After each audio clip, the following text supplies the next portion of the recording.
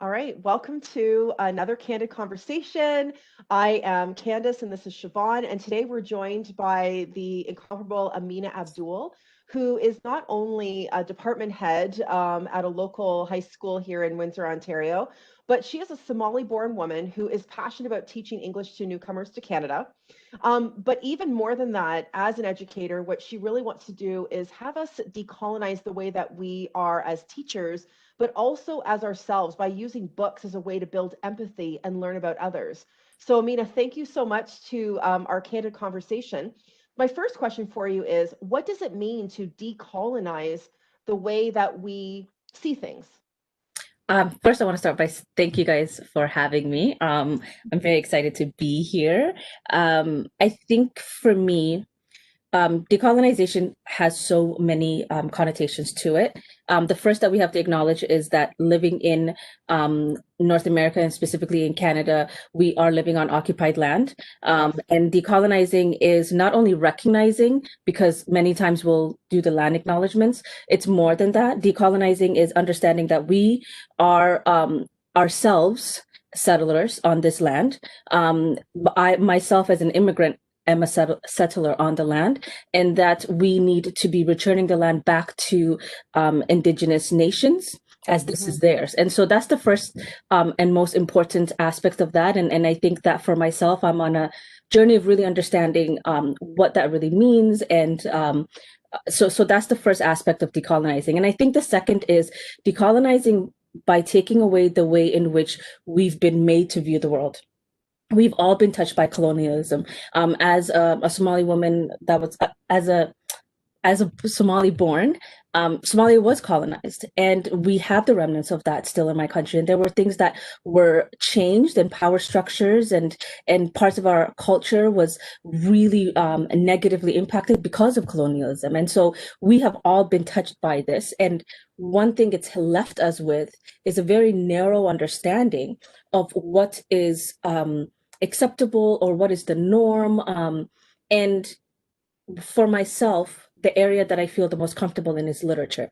I've Mm-hmm. been a lover of books since I was a child, and I feel like that is the narrowed space that I wanted to focus on because colonization is such a big umbrella. And so for me, when I say decolonize your bookshelf, when I say decolonize literature, it's this idea that we have to look past what we've been told is a good piece of literature, right? This is a classic. Why is it a classic? It's a classic, but why? Right? What makes this particular piece of literature a classic? I am for the last about 10 years, the majority of that time I was an English teacher. Hmm. And even as an ESL teacher right now, I anchor a lot of what I teach on books. Yes. And so I have been in many departments in many schools in which I was told I'm not allowed to teach certain books because, well, they're not, they don't have that merit. Like what is it about this book that I'm not allowed to teach? I remember a particular meeting in which I just simply asked, I was told I have to teach these three pieces of literature. One was a Shakespeare, of course. Mm-hmm. And then the other two were written by white male, European males. And I just wanted to bring in one text out of the three that had a different perspective. It was still written by a white male, but um, the text I wanted to bring in was Life of Pi. And I felt like that's not Hmm. even really a hard book to really bring in, right? But at least it's focused on, we had copies into school, and it was focused on an immigrant story, something that we can kind of relate. And I really thought it still fits within this very narrow space. And the reaction was very, very negative. It's like, how dare you, right? And the questioning of like, do you really understand, what true literature is? And so that is for me what the problem is because there's a group that sees a narrowed view of literature, and literature that has value, Mm-hmm. and then when we look at that, we start to think about, well, who is the writer? So does that mean this person has value? And if the writer does not look like this person, do they have value? And those are the questions. Now, I'll preface it by saying that everybody doesn't, think that way. And there's tons of people who see good literature as good literature, regardless of the person who wrote it.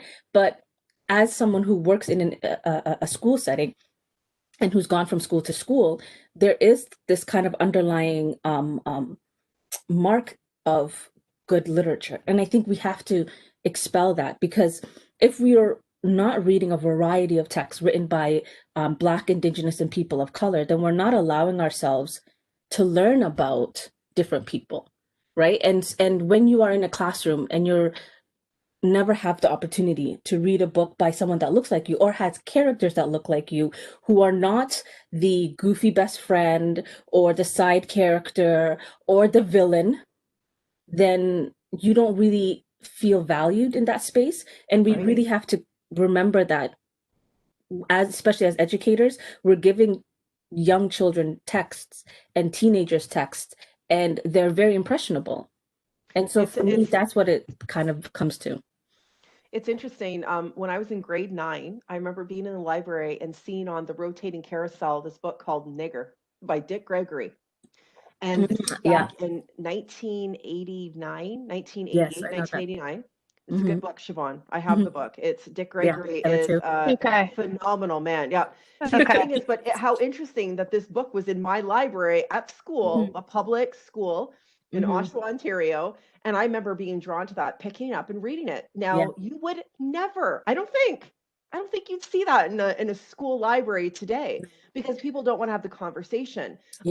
I was always drawn to those hot topic and personal stories of triumph and also despair. I'm curious if there's a particular book that really has shaped you to the core, that resonates with you, or that one that you share with your classes that you feel is very inspirational or life-changing. That's a great question. I think that there's so many different texts, and there's so many of them that change through time. So if I'm thinking as an educator in the classroom, I think one text that my students really loved that I didn't think they would, and that they found to be transformational, is a text, Motorcycles and Sweetgrass. And it's really funny, and it's Indigenous Indigenous author. And I really thought, oh, we'll see if they like this, and they just loved it. And now this was a newcomers, and as we were studying the book, we were obviously studying Indigenous history together, and that's why I think it's really important to read different texts, because you pull themes from it. And at the end, they're like, Miss, we never understood like how deep this was. And a lot of them were making connections between occupation of Indigenous land and occupation of their land. And many of them are newcomers who left war, and they saw so many connections. And right away, they're like, I didn't know that I could connect with this group of people. I didn't realize that there was like, so that was a transformational book for them, and I didn't realize it would be. I'm trying to, Toni Morrison, it's hard to bring into the classroom. So I think that, it would be more of a senior level book. I haven't had a chance to teach Toni in the classroom, but Toni Morrison was one of the most difficult authors for me to read, because she's so intense, but so beautiful. I read the first book when I was in grade 12. I think I took it out of the library, and I remember shaking the whole time I was reading it, because it was just such an intense story to take in. I think I started with Beloved, which is a really hard one to start with. I would say start with maybe Sula, if you've never read hers before, and then kind of, work your way to Beloved. But I remember reading her text and just shaking on the inside. So I think for myself personally, Toni Morrison would be a classic. Like when I think of like classic writers who should be in the canon, 100% Toni Morrison. So I don't know if I answered that exactly. But... Yeah, absolutely. Another question I have for you is, how old were you when you came to Canada from Somalia? I was, I think 8, about 7, 8, because I was in grade 3. So when I'm wondering, being an English language learner yourself, how was that experience for you? Then you end up becoming an English teacher, and then, assisting other newcomers to Canada. So what was that experience like, if you don't mind sharing? Not good. I really hated school when I first came to Canada. And so when I first came, we landed in Toronto. So I lived in Toronto for the first few years of my life while I was in Canada. So even though my parents were very educated, my dad was actually a teacher and a principal back home. So he was a history and math, and what else did he teach? He taught history, math, and another subject. So I'm a history and English teacher, even though I've never taught history. So he was like, oh, my gosh, my daughter's like, so he was really, yeah. So my parents were very educated people. So I didn't really have like an opportunity to really go to school because there were so much interruptions because of the war. But I came to Canada knowing how to print my name in Somalia and all of that. So I came ready for school, even though I've never been in a building. So grade 3 was the first time I've ever had a real continuous education. And so it's a lot to take in, right? You're in a brand new country, everything smells different, the food is really weird. We got separated, so my dad and some of my siblings came 3 years later. So I'm missing my dad, I'm missing my home, and and so yeah, I remember grade 3. I remember my teacher. She was not kind at all. I felt like a burden to her. And so she would get really frustrated when I couldn't communicate. She would get really mad at me when I couldn't do things. And I remember she used to make me color, and she got me I think it was a princess coloring book. So everybody beside me is doing math and I'm coloring. And it was the most defeating experience of my life. And I remember being so embarrassed because I didn't want the kids beside me to see that I'm coloring every day, all day, while everyone else is doing work because she couldn't be bothered. And then I remember they had to do a project on animals. My mom still has this. So we had to do a project on animals. And I asked her, like, can I do? And she said, no, of course. So I just watched what people were doing. So I went and I grabbed a book it was about owls, and I copied it verbatim. I traced the pictures, I colored it, I rewrote everything. So I literally just made a copy of the book because I didn't know what they were doing, but I could see that they were looking at books and writing things down. So I'm like, okay, I'm just going to mimic this. On everything I own, I remember this. I walked up to her. The classroom was a portable, and she was standing towards the back near the coats. And then I handed it to her, feeling really proud. She looked at it, she goes, I didn't ask you to do this, and she threw it in the trash. No way. On everything I own on my life. She threw it in the trash, and I picked it up and I brought it to my mom, and my mom I have it in my garage, this book that I did on owls. And I cried. It was the most defeating experience. And so school, and she would say things in the classroom. They were doing a birthday chart, and she was like filling it in, and she kept saying, I'm missing somebody. Who am I missing? Who am I missing?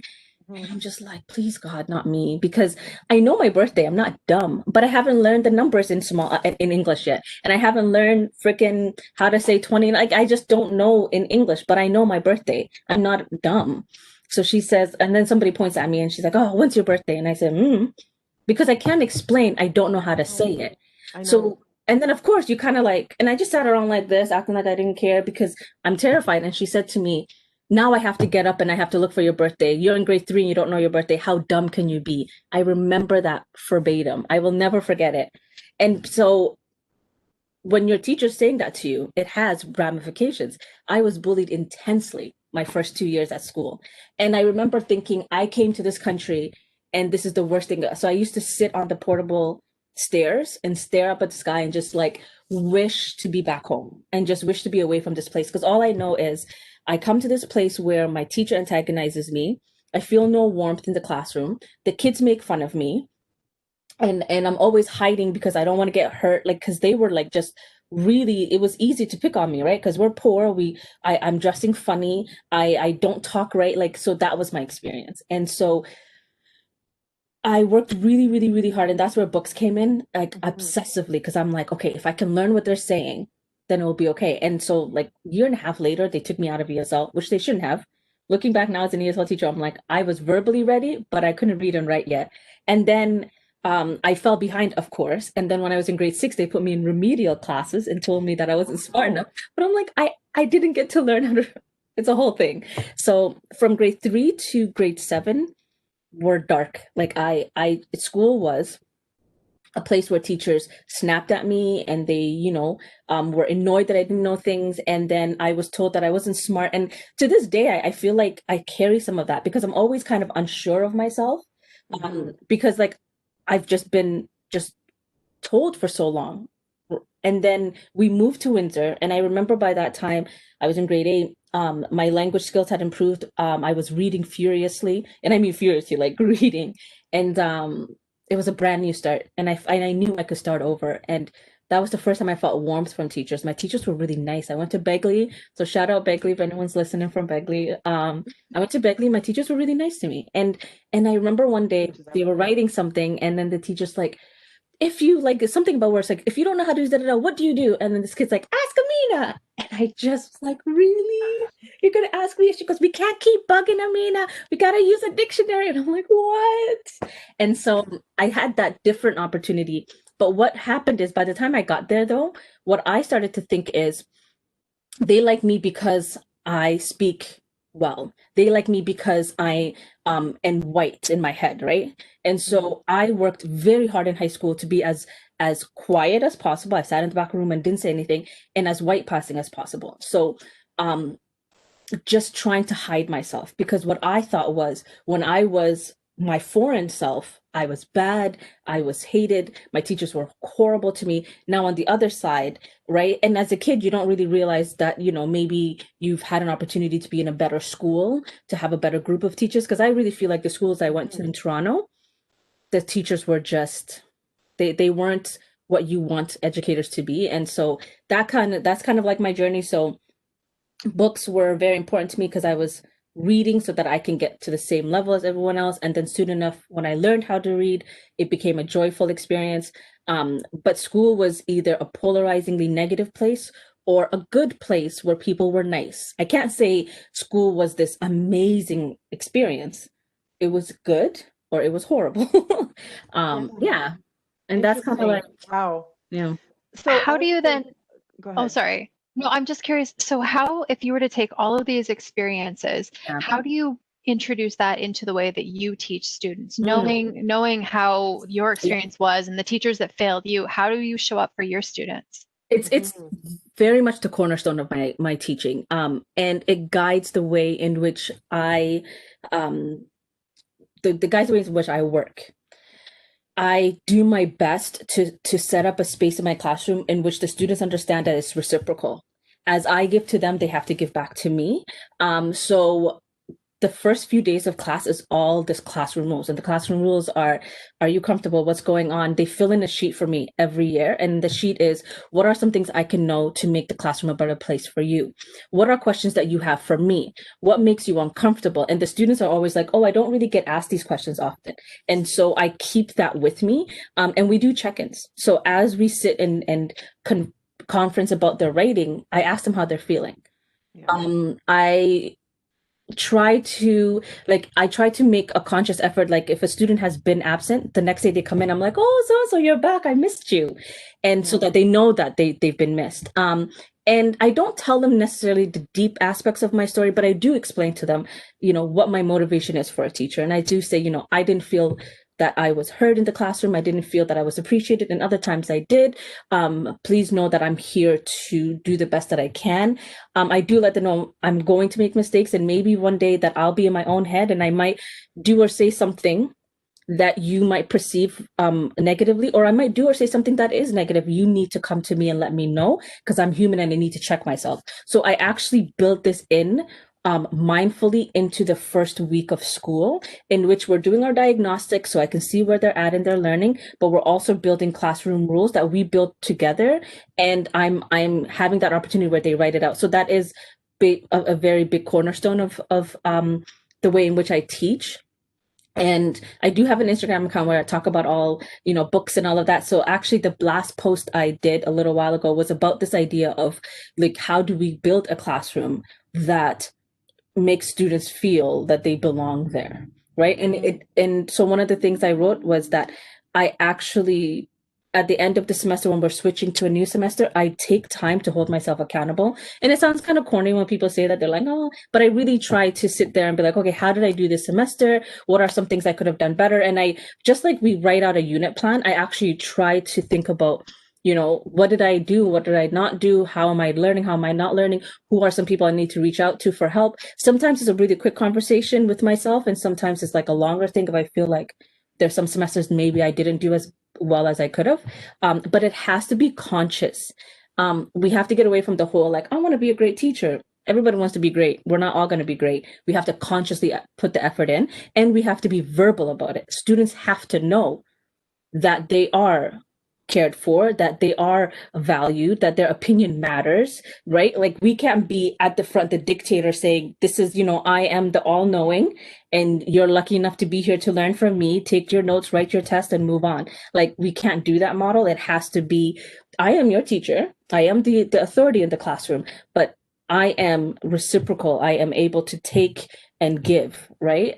So it has to be very, very mindful, and it has to be built into your teaching, is my opinion.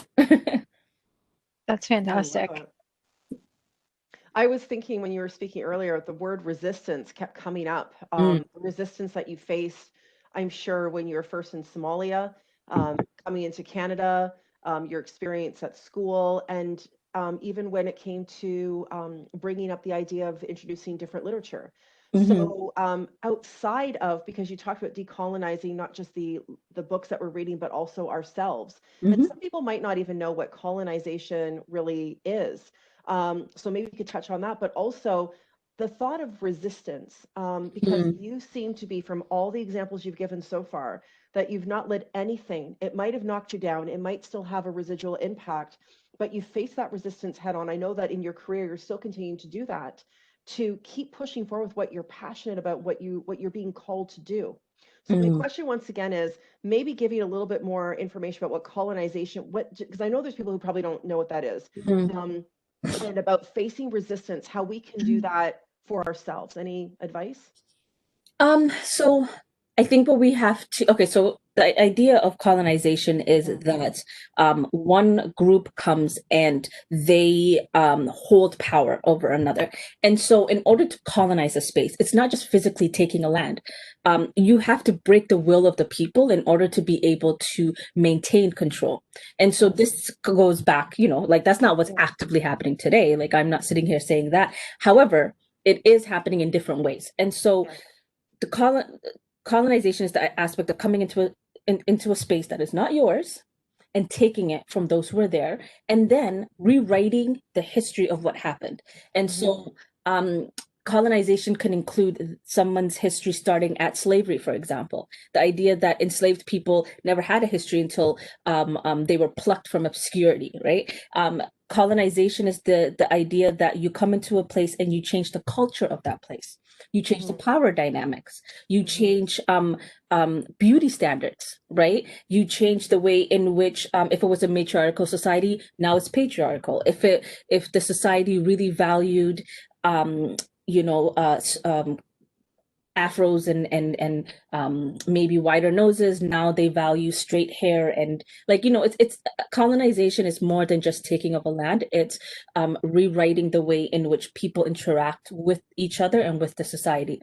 And so what happens is, years and years later, you live with the residual effects of that. So now we live in a society in which we have certain standards. We have standards of beauty. We have, and we always have to question, where does that come from, right? And so it does come from years of colonization, and it comes from years of one power structure being able to dictate over another. So now we live in a society in which, like, let's talk about Canada, right? Multiculturalism is within our laws. I believe we're one of the only countries that has multiculturalism as a law.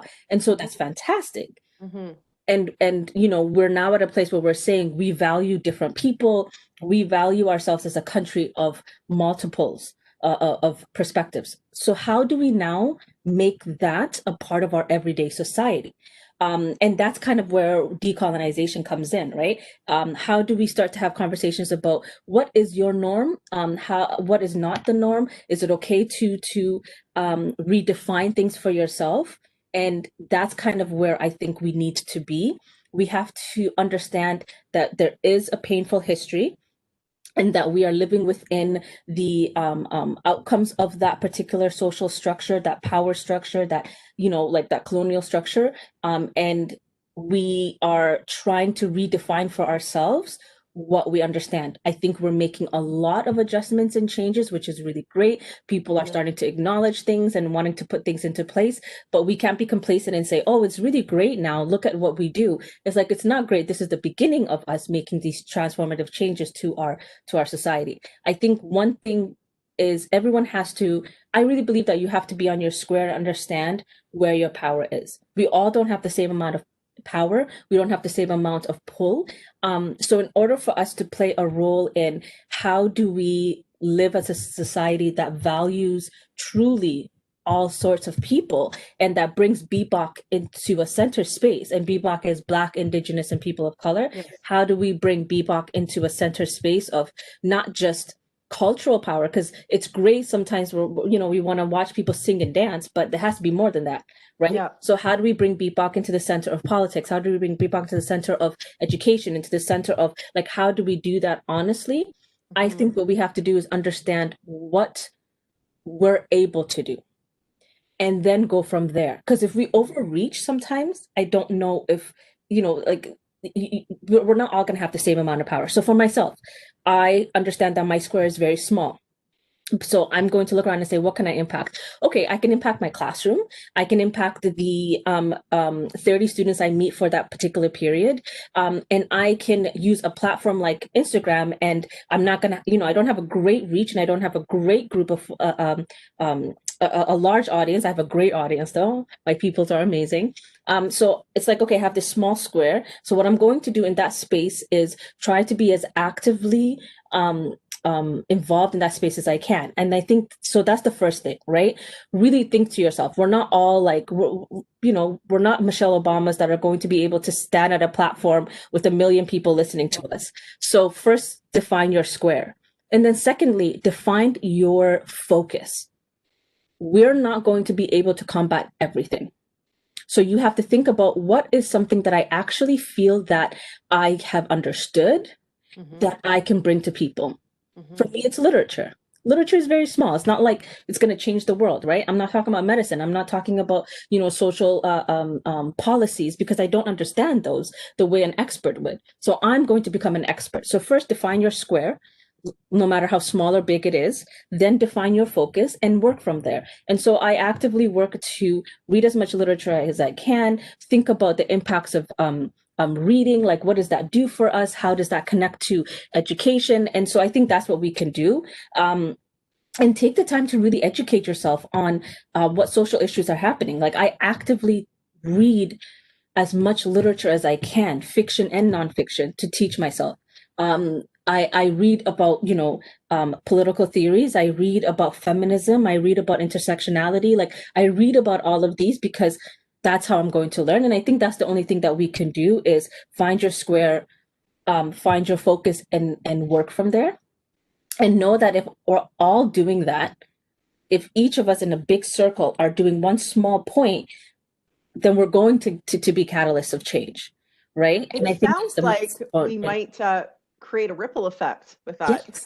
Yes. Which is what we talk about. We want to create a ripple effect on humanity, which is why we're reaching out to dynamic individuals such as yourself, global and agents. then you learn from each other, right? Like yes. The three of us here have we have completely different squares. We have completely different focuses. But if each one of us is working actively on learning more about what we think we are maybe good at, or what we think we're interested in, then we're going to empower each other and we're going to learn from each other. Like me and Candice, we have the craziest, longest, most amazing conversations about everything. Like, we can't just have a conversation. It has to get super deep, but that's because we're both in a space in which we have something to give to the other. Like, I can sit and listen to Candice talk forever and leave that space feeling like, okay, I've picked up something I didn't know before. Let me now sit and meditate on this and then add it to my base of knowledge and kind of move on. Feelings mutual. So before we wrap up, you didn't know that I was going to do this, and I didn't know it either. But I know she's like, oh my goodness. So Amina is a very well-known, talented poet. And I'm wondering. I don't know if you're well-known. Oh my God, what are you going to do? Well, I know you, and that is like the whole world. I'm so scared. So I was just wondering, you don't have to, but you kind of do. If there's any particular poem that you could share with us. Oh, one of my poems? Yeah. Let me try to think of one I've memorized. So I haven't in the last 3 years really been actively doing my poetry. And so I don't have anything new.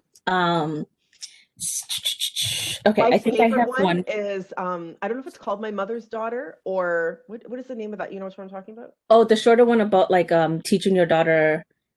I don't know. There's something that you do when you speak in Somali, Oh, that and one. you don't have to do that one. That is my favorite. I really love I didn't mean to do this to you. I was just thinking about it. I love the sound of your voice. And I don't know if you have I'm something on trying your to think phone. of which one it is. I think that there is one that there's one about like being back home, Yeah, that and might be it. I talk about my mom in that one. I think that one I have memorized. I can do that one. Okay. Oh my goodness. Okay. Okay, so this one doesn't have the Somali words in it. That one is really Okay. long. The It's one that okay. smart. Whichever one. I just love your poetry. You're so sweet. Okay. So I wrote this poem actually. Um, so that whole aspect of like, knowing yourself, blah, blah, blah, like I feel like I'm just starting that right now. I had to unpack a lot of um um issues that I had in terms of, am I valuable? Do I have a space? Who am I? Do I belong? What does it mean to be Black? What does it mean to be African? Like there was so much I had to first dissect, and it's Yes. so I've been on a very long journey of trying to figure that out and reconcile, my past with my future and all of that. So this poem was one of the ones where I wrote just kind of reminiscing about my family and my past, and it's called Glass Bottles and Old Photographs.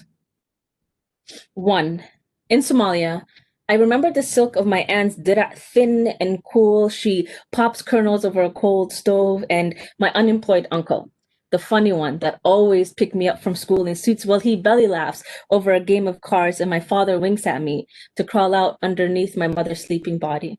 I'm allowed to be an adult for tonight, to sit cross-legged on the floor, watch as hands pass over cards, and wait for my favorite part, when my father would use the edge of the door as a bottle opener, indulge myself in the fizz of a happy moment. Glass bottles always remind me of home. 2. I remember us through old photographs, the ones that survived the war, made it across oceans and times. My mother tells me of her cousin, how he had the most charming smile, how his ashes were flattened against the bomb that threw a grenade. He was coming home, his keys in the door. The imprint of him still lingers. He did not make it with us. His smile, though, lives through the photographs. These moments that my mother carefully arranges into albums are the last treasures that she holds for a family that she's lost, and the only connection I have for a home that I cannot remember. 3. It is my birthday. Glass Coke bottles line the table. I twirl in my pale pink dress. We are happy in these few and captured moments. My mother didn't want me when I was growing in her belly, but now her body hovers over my own, says that she could never imagine loving anyone else like this. In these moments, we remember that we are the few, that reminisce through old photographs with worn edges and tongues heavy with memory. Thank you.